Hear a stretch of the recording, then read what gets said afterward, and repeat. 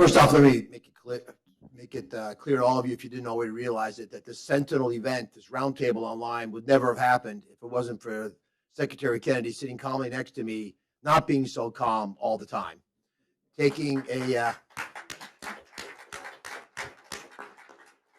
he looks mild-mannered here, but you get him going on things like Lyme, and it gets him agitated for a very good reason. The massive ship that is HHS, even with a great captain, cannot change direction unless he's barking about it all the time. And I learned early on that when you mix medicine with politics, you know what you get? Politics. There's no more medicine left. I learned this on the show when I began talking about chronic Lyme, and I've had many of the folks around this table, either on the show or I interviewed them around it. Dr. Phillips and others have come and joined, and with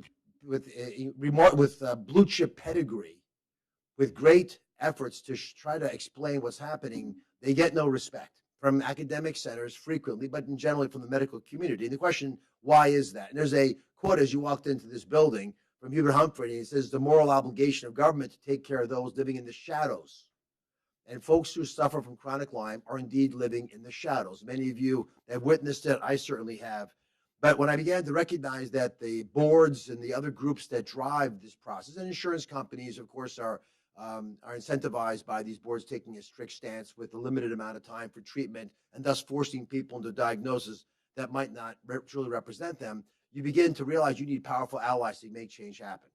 The Cohens were friends of mine, and Alex actually was born at my hospital not that many years ago, a few years ago.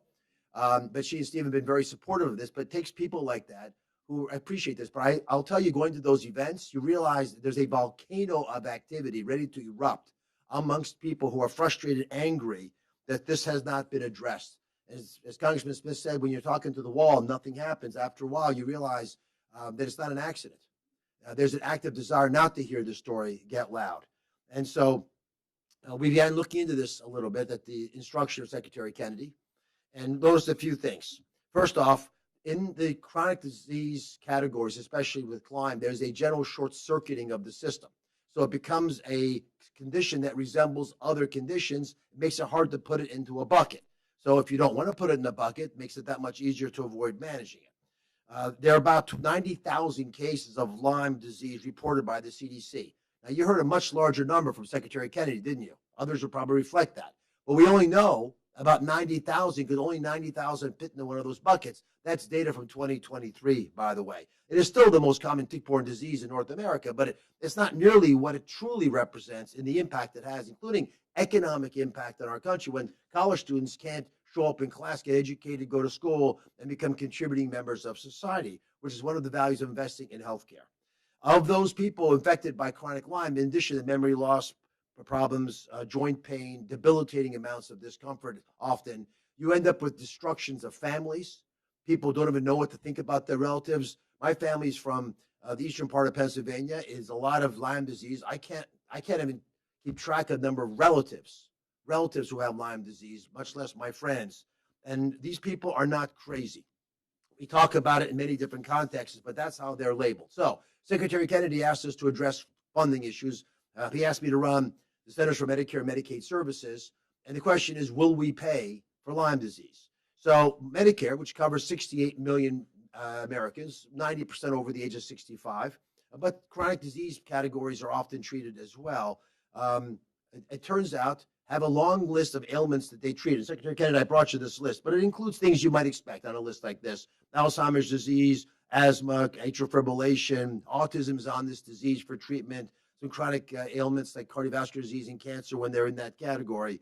But it turns out that we can cover chronic Lyme disease. It's actually already covered, and we've updated our website to make it clear that chronic Lyme disease is in present because it's a disease that is, and I'll read these words to you because I want you to understand, because this is what the statute is on the website right now.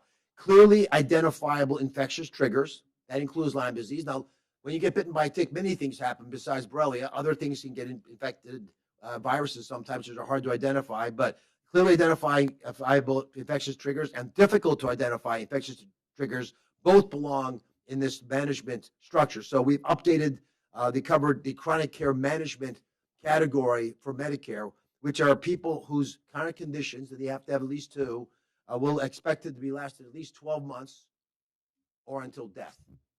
We don't want the latter. We want the former, so we're going to pay for it. Secretary Kennedy, there's my homework assignment.